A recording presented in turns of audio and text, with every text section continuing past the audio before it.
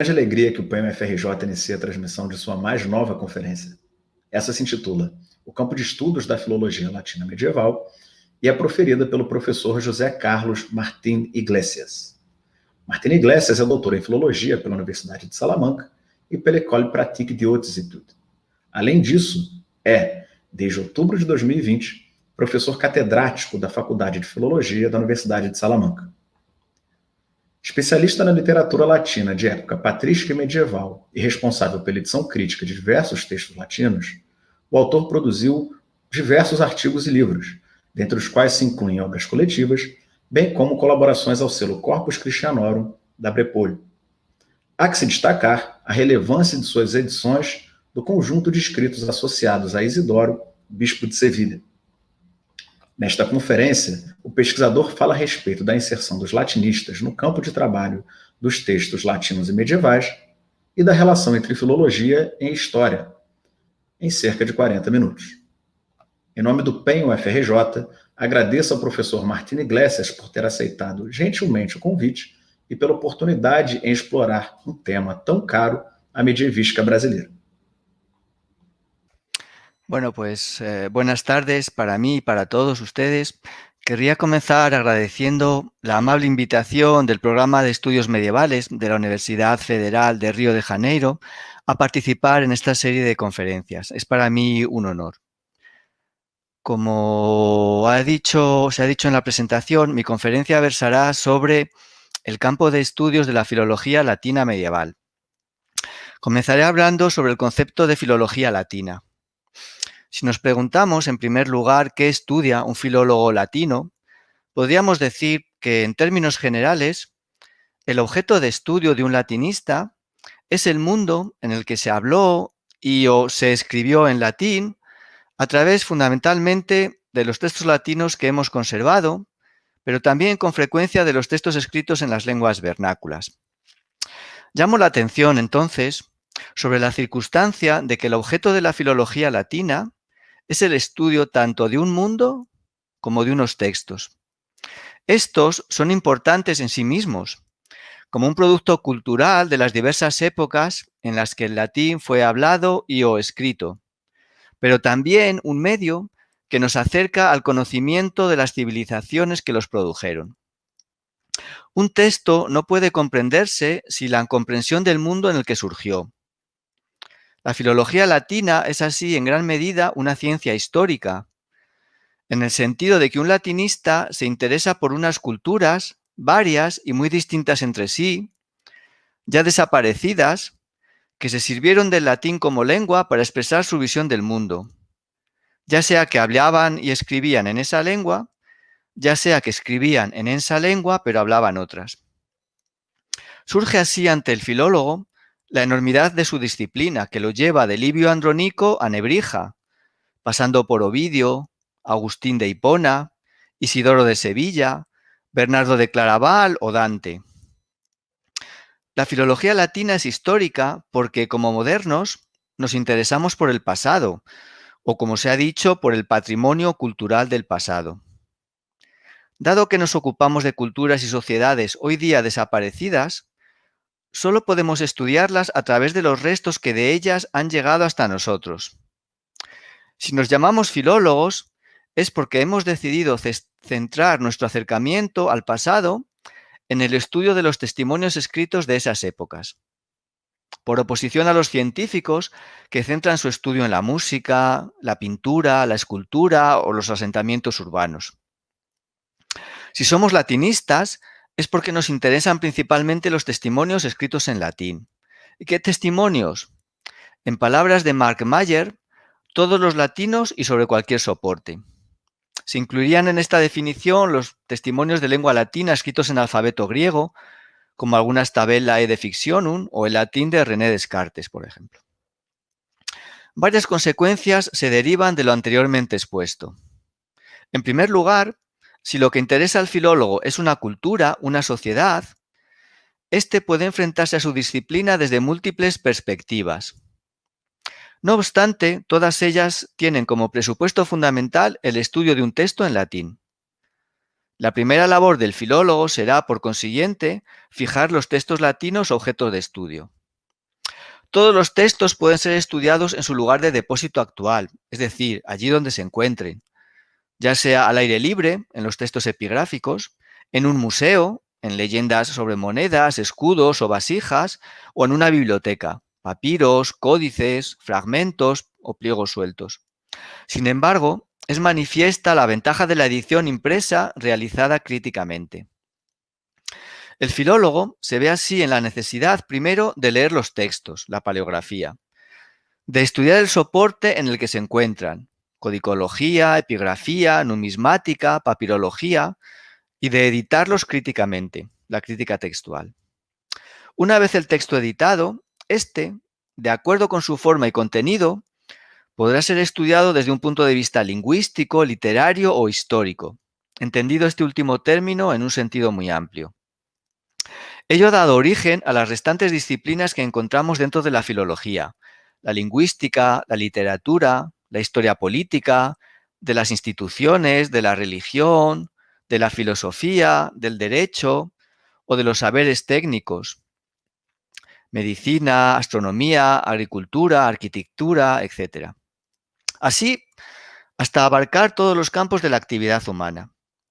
Por esa razón, la filología ha sido definida como una disciplina lingüística y como una disciplina histórica. Basta, para confirmar esta exposición, acudir a los índices de los contenidos de los dos repertorios bibliográficos por excelencia de la filología latina, la Année philologique y el Medioevo latino. En segundo lugar, y de acuerdo con lo expuesto hasta ahora, el filólogo latino se encuentra con el carácter interdisciplinario de su ciencia. Dado que la sociedad romana era en buena medida bilingüe y que un gran número de textos relacionados con el mundo romano, cristiano y humanístico están en griego, se hace necesario que la filología latina vaya de mano con la griega, y de ahí el interés de una filología clásica, o mejor, grecolatina. Si tan necesario nos parece el estudio de la República Romana en el siglo I a.C., como el del Imperio de Bizancio. Además, y de acuerdo con sus intereses, el filólogo latino se servirá de los estudios de la lingüística indoeuropea y de las lenguas románicas, de los descubrimientos arqueológicos, de las investigaciones sobre pintura, música, escultura, cerámica, de los estudios económicos, sociales, políticos o de migraciones humanas, por ejemplo. Todas estas disciplinas, la arqueología, la historia del arte, la historia, pueden ser consideradas auxiliares de la filología en el mismo sentido en que ésta lo es respecto de aquellas en función del investigador y de la orientación de su trabajo. En tercer lugar, y como consecuencia natural de los dos puntos anteriores, es evidente la necesidad de una especialización en la filología latina.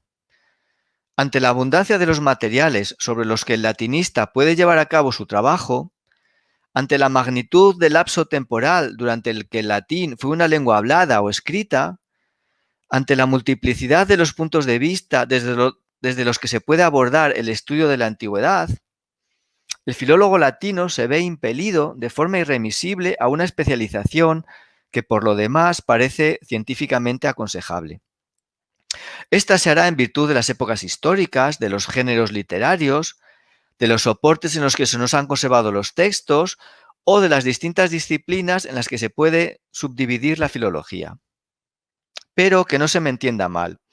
Si defiendo la especialización del filólogo, pues considero esta como una segunda etapa en su formación. En primer lugar, el latinista debe tener unos conocimientos amplios de crítica textual, lingüística, literatura e historia, cuando menos de la antigüedad clásica y tardía, incluyendo a los padres de la Iglesia. Pero cuantos más épocas de la historia del mundo latino abarquen estos conocimientos básicos, mejor. A continuación, sus propios intereses lo llevarán a profundizar con más detalle en algunos de esos terrenos y épocas. Ser especialista en un campo en concreto de la filología latina no debe impedir a ningún latinista trabajar ocasionalmente sobre otros campos. Lo anteriormente expuesto me lleva a una cuestión sobre la que, por supuesto, no es necesario insistir aquí, pero que no querría dejar pasar sin haberme manifestado de un modo claro sobre ella. Me refiero a la necesidad o no de estudiar latín en nuestros días, cuestión mal formulada donde las haya. No se trata en efecto de si debe estudiarse o no el latín, sino si es importante o no conocer la historia del mundo desde la antigüedad hasta nuestra propia época, entendiendo historia en un sentido amplio, historia política, de la lengua, de la literatura, de las ciencias, de la filosofía, de las religiones, etc. Por no hablar de la importancia de la literatura latina en el origen de todas las literaturas en lenguas vernáculas, tanto desde el punto de vista de los géneros como de los temas o del estilo, y de las artes también en general, pintura, escultura, música, ballet, cine y cómics. Si lo es, entonces debe estudiarse el latín. Pero además es importante subrayar que la enseñanza del latín no debe verse reducida a una facultad de filología. Por todo lo dicho, debe estar presente en una de historia, en una de filosofía, en una de derecho, en una de bellas artes, en una de ciencias de la educación o en una de traducción y documentación. La filología latina medieval. Querría comenzar esta segunda sección fijando el marco cronológico de estudio. En este sentido, en el terreno de la filología latina, la duración de la Edad Media tiende a fijarse entre el año 500 y el 1500. Esta última fecha es la aceptada por el repertorio fundamental de estos estudios, que es la revista Medioevo Latino. En segundo lugar, ha de rechazarse la idea de que los textos latinos medievales no interesan a la filología latina. Esta concepción de lo que es propio o no de la filología latina parte de una falsa percepción del carácter no literario de una gran parte de los textos escritos medievales en latín. Como consecuencia de esta idea, hasta mediados del siglo XX, se sintieron llamados a trabajar sobre ellos, incluso como editores, especialistas de formación histórica o de ciencias de la Iglesia antes que filológica. No obstante, el examen filológico de estas composiciones resulta imprescindible a cualquier nivel. Como se habrá observado, me sirvo de la expresión textos latinos y no literatura latina para designar las obras objetos de estudio de la filología latina.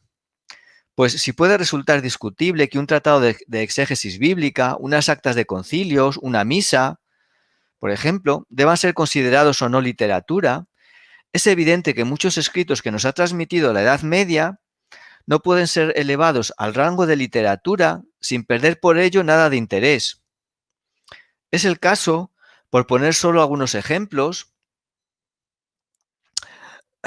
de los glosarios, de los tratados de cómputo, de la analística medieval, de las listas de nombres geográficos, del acta de consagración de una iglesia o de unas prácticas escolares para aprender el alfabeto.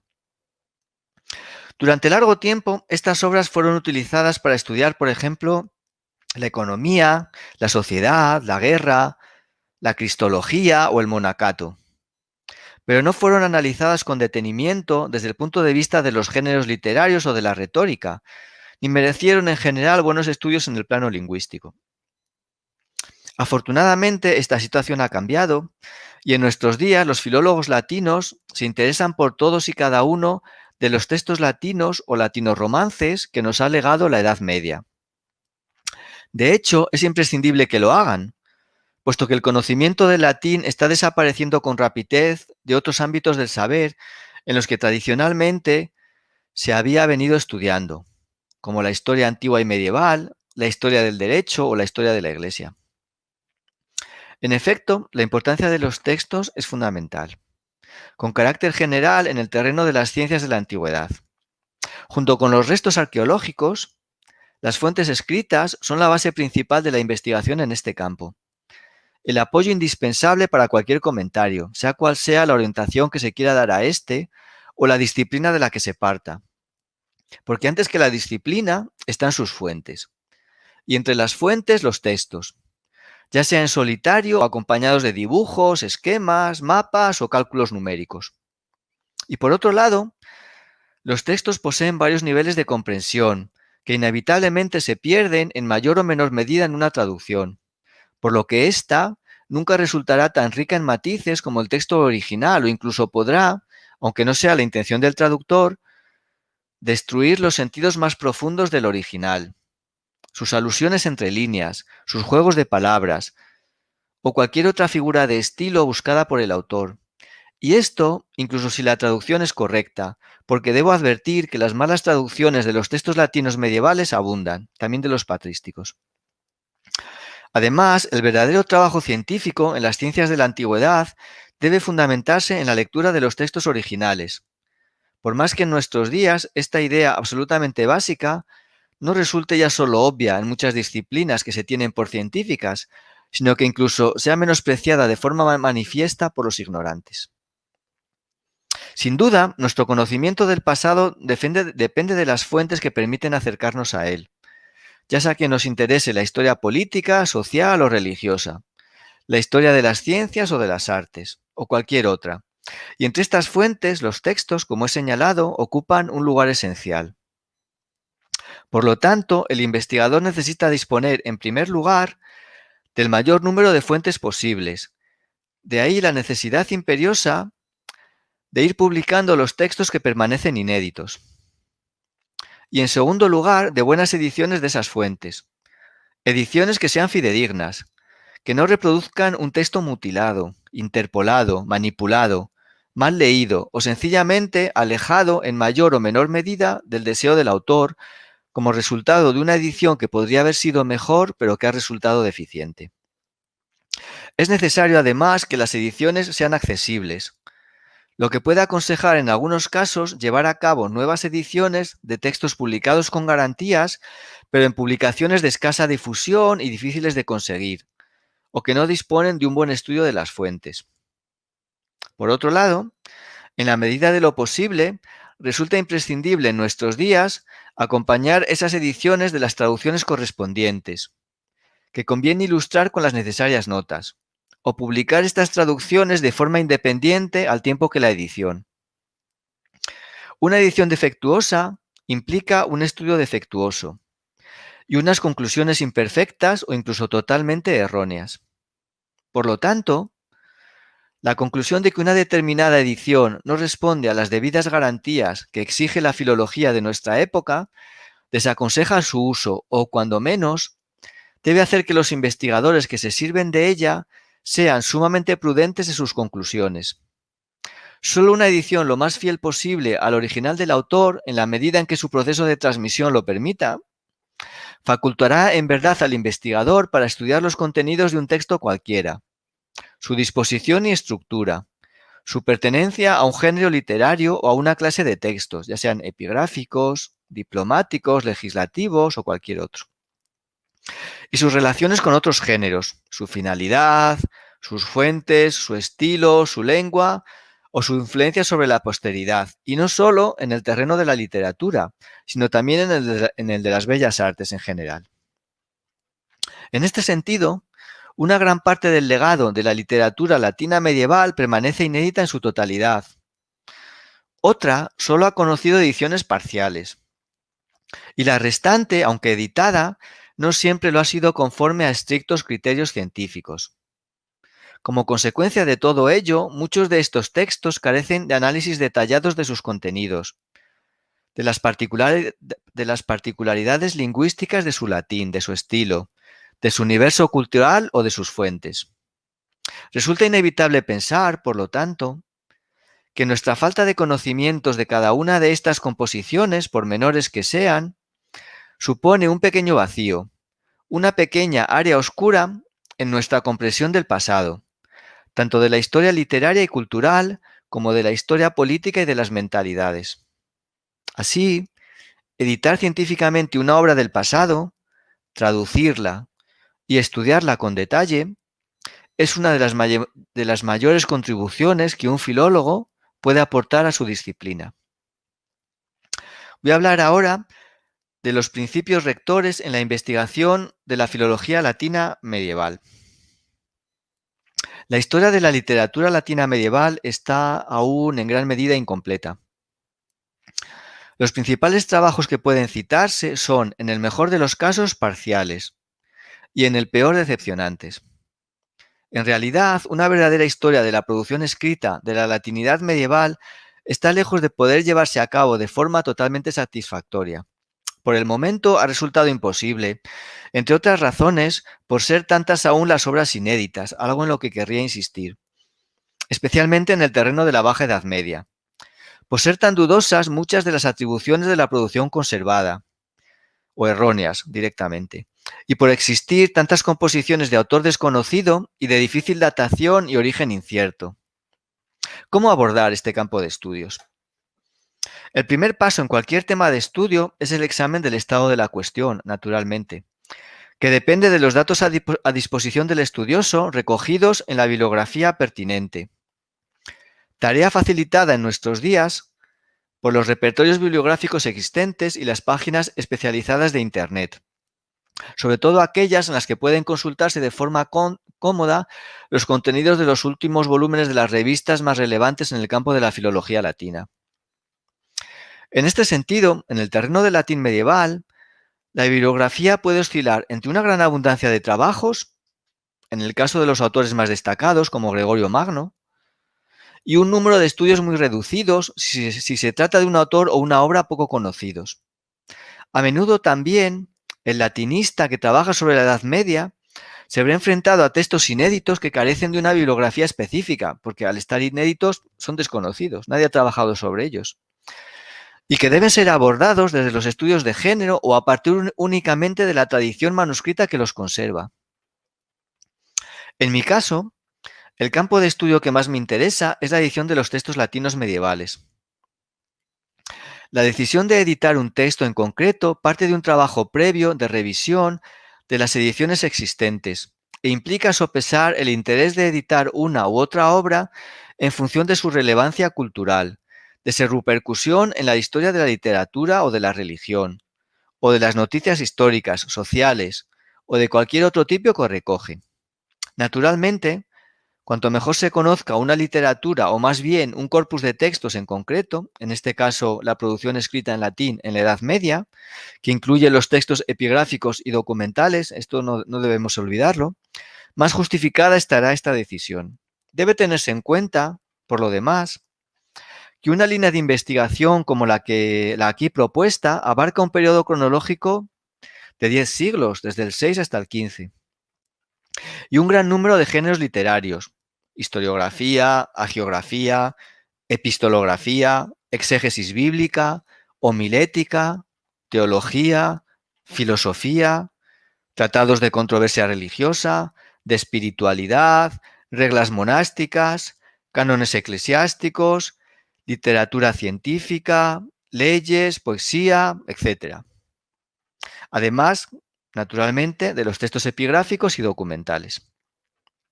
Con autores y escritos más conocidos, otros poco o apenas conocidos, y muchísimas, yo diría, composiciones de autor desconocido o transmitidas bajo falsas atribuciones, además de un gran número aún de inéditos. Una vez escogida la composición objeto de edición, esta debe partir del estudio de su transmisión manuscrita, que consiste en determinar con la mayor exactitud posible el número de copias manuscritas llegadas hasta nuestros días y conseguirlas todas en autores menores y en obras poco conocidas y con una escasa difusión, o al menos las más relevantes para la edición, en el caso de los grandes autores como Isidoro de Sevilla, que cuentan con una tradición manuscrita enorme, a menudo de más de 100 manuscritos. Al mismo tiempo, debe investigarse con el mayor celo si existe alguna edición de la obra en cuestión, y si es el caso, deben consultarse todas las existentes. Puede ser útil también, en determinadas circunstancias, consultar las traducciones vernáculas, medievales o humanísticas, que existan de una obra determinada, lo que resulta especialmente importante si se trabaja sobre textos mutilados o transmitidos en varias redacciones y sobre cuya autoría y datación existen dudas razonables. Por otro lado, antes de enfrentarse con la transcripción de los manuscritos, si la obra está publicada, yo aconsejo comenzar por la traducción, porque esta ayuda a leer mejor los manuscritos y a entender el texto y sus variantes en los diversos códices durante el proceso de colación. Me refiero a una traducción del editor para sí mismo. A veces no se llegan a publicar, pero es para conocer bien el texto, para que el editor conozca bien y con detalle el texto sobre el que va a trabajar. Si luego la publica, bien, y si no llega a publicarla nunca, no importa, porque esa traducción le va a ser muy valiosa. Yo tengo muchas traducciones que no he llegado a publicar. Por el contrario, si se trata de una composición inédita, es inevitable pasar directamente a la lectura de los manuscritos o del manuscrito, dado que a menudo el editor de un texto medieval no dispone más que de un codex unicus, es decir, un solo manuscrito, y a veces a una copia de los apógrafos.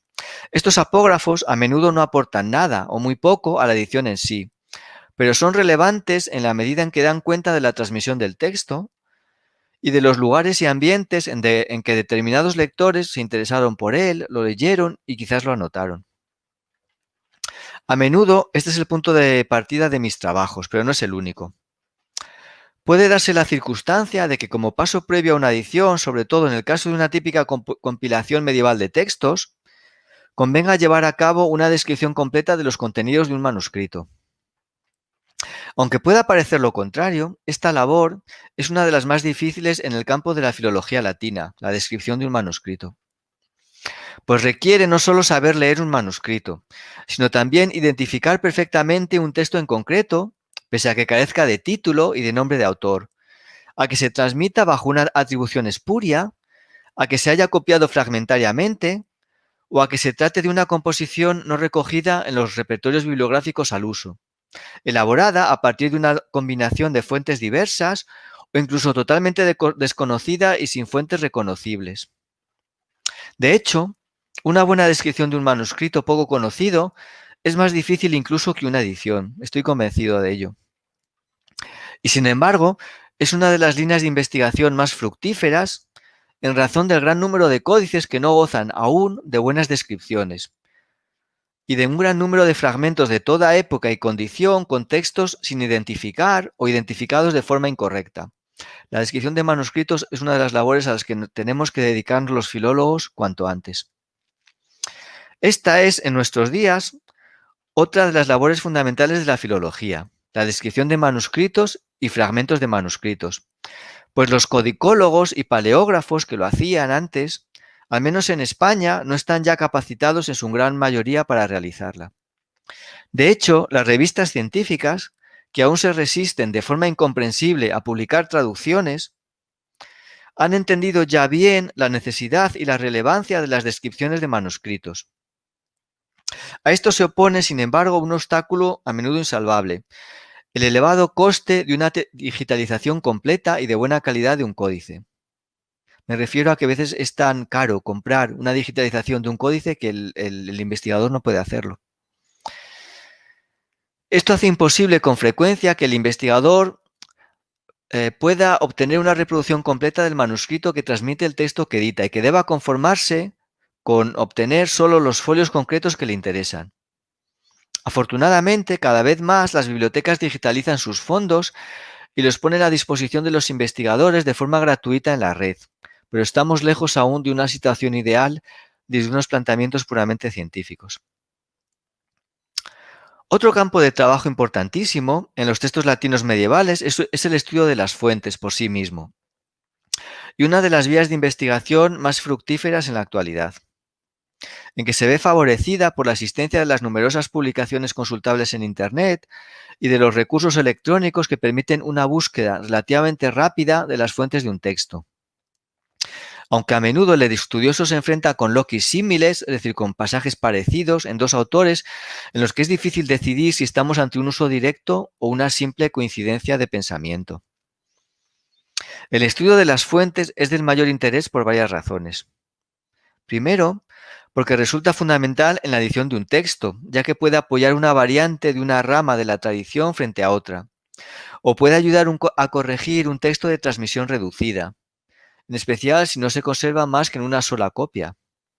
Pero también permite analizar la recepción del pensamiento de un autor en otro y la reinterpretación de éste. De qué forma, por ejemplo, un autor del siglo VII o del XIII leyó a un escritor del siglo V, y no solo cómo entendió sus ideas y cuáles de entre ellas le interesaron especialmente, sino también de qué forma concreta lo leyó en el manuscrito del que dispuso, con qué errores de transmisión o de qué modo un error de copia en el códice a su disposición pudo enmascarar o hasta alterar el pensamiento del autor original, Tengamos en cuenta que, por ejemplo, Isidoro de Sevilla, cuando leía a Agustín de Hipona, no leía nuestras ediciones modernas de Agustín de Hipona, leía un manuscrito de Agustín de Hipona que podía tener muchos errores, que podía ser una copia fragmentaria del texto o manipulada por algún copista.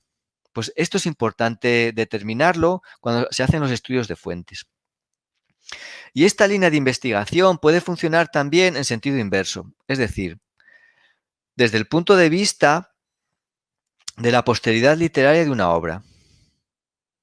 En algún caso extremo, la tradición indirecta, o sea, la recepción de un autor en otro posterior, puede permitir incluso reconstruir una obra transmitida incompleta por la tradición directa.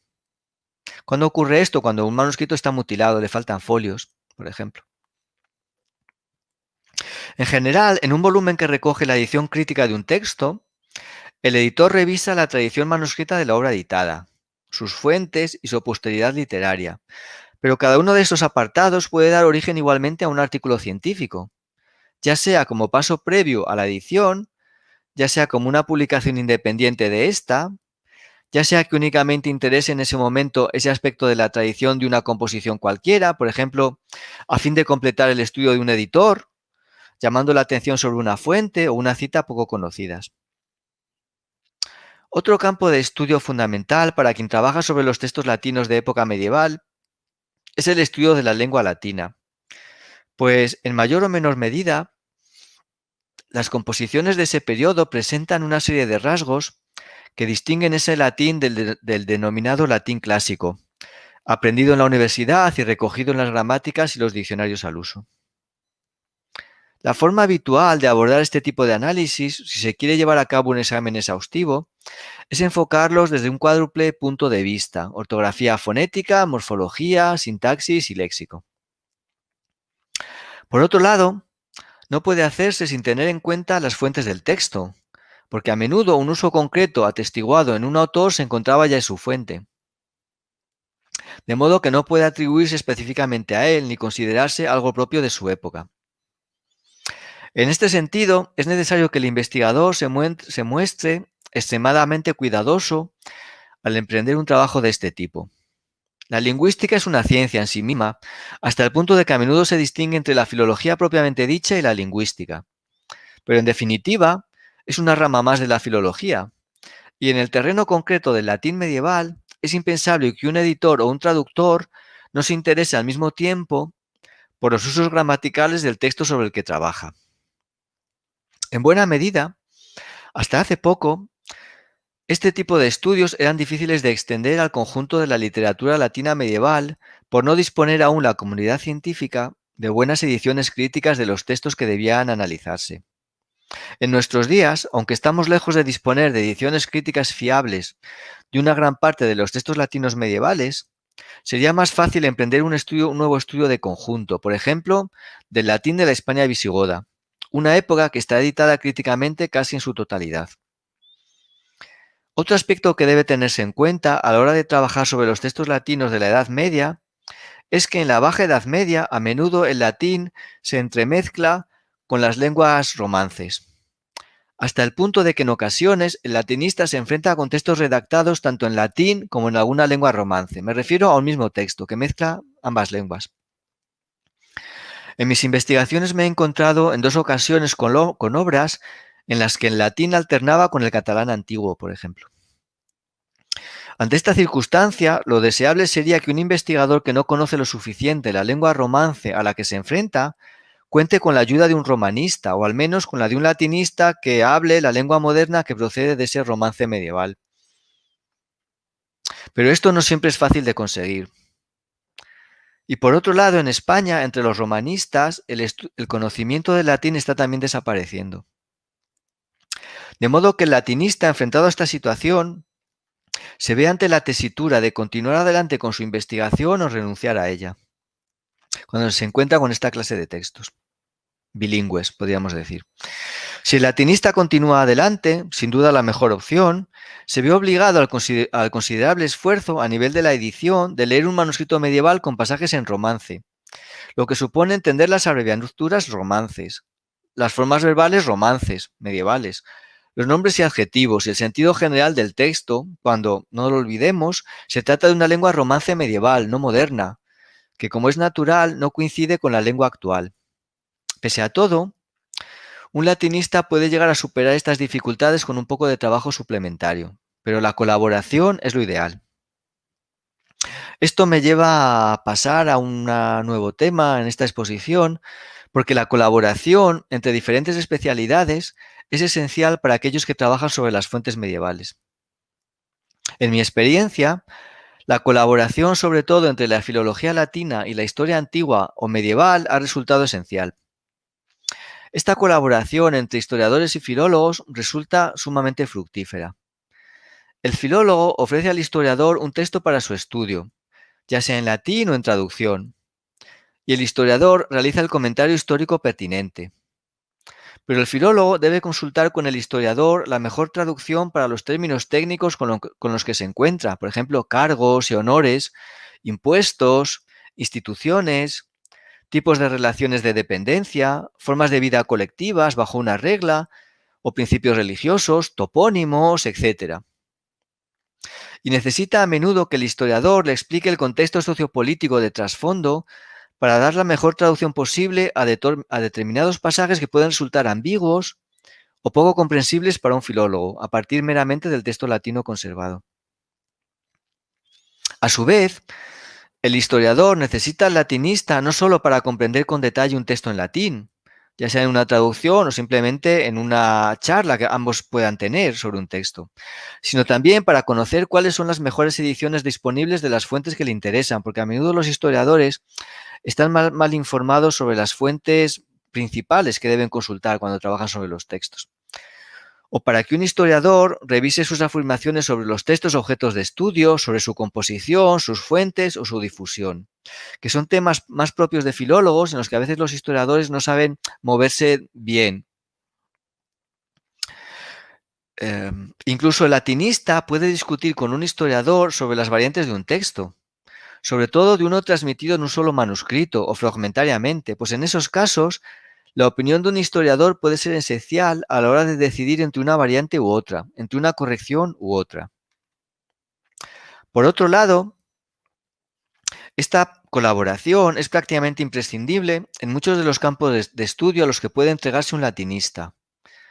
Pues al menos en España ya hay muy pocos historiadores, eclesiásticos, hispanistas o romanistas que puedan asumir la edición y traducción de las fuentes latinas.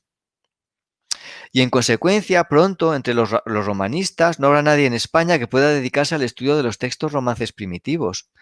Pensemos en las glosas emilianenses y silenses, por ejemplo, que al margen de mezclar el latín con el romance, glosan en todos los casos formas latinas, por lo que sin la comprensión de estas últimas tampoco podrán comprenderse aquellas.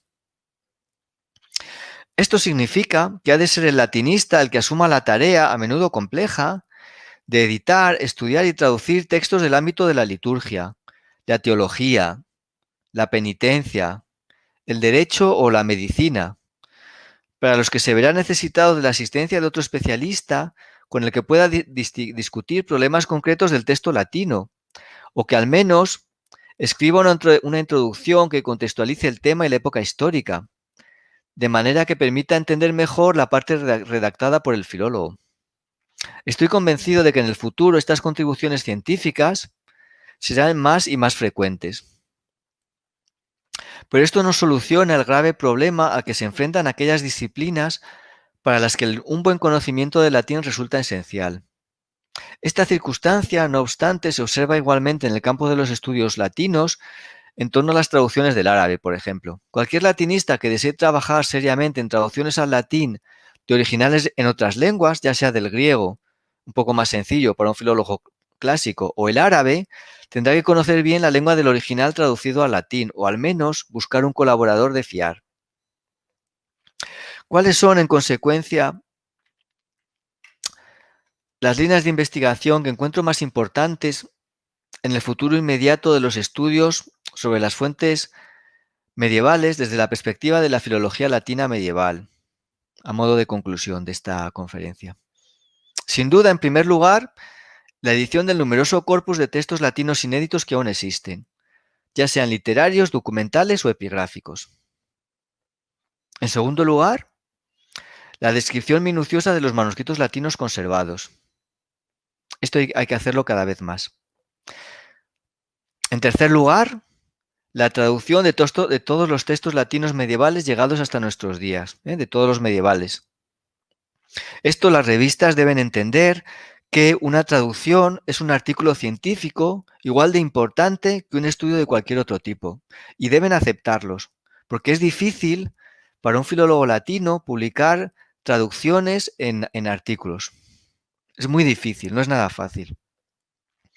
Y en cuarto lugar, la revisión de las fuentes y la posteridad literaria de esos mismos textos. Al mismo tiempo, deben ser editados de nuevo aquellos textos para los que aún debemos recurrir a la patrología latina o a la España sagrada, por citar dos colecciones muy conocidas entre todos aquellos que trabajan sobre la patrística y la Edad Media. Pero también debemos volver a editar, me refiero a los filólogos, la abundante documentación medieval publicada de forma deficiente por historiadores y paleógrafos. En las ediciones de documentación medieval que yo he consultado, editadas por historiadores, están a menudo plagadas de erratas. Como escribí hace unos años, no obstante, esperemos que no falten antes los filólogos latinos que los textos latinos por estudiar. Muchas gracias. Finalizando, reitero o agradecimento ao professor Martin Iglesias pela excelente conferência, certo de que ela ampliará o debate sobre a temática da filologia no âmbito dos estudos medievais no Brasil. Continuem a seguir o PEN nas redes sociais e até a próxima.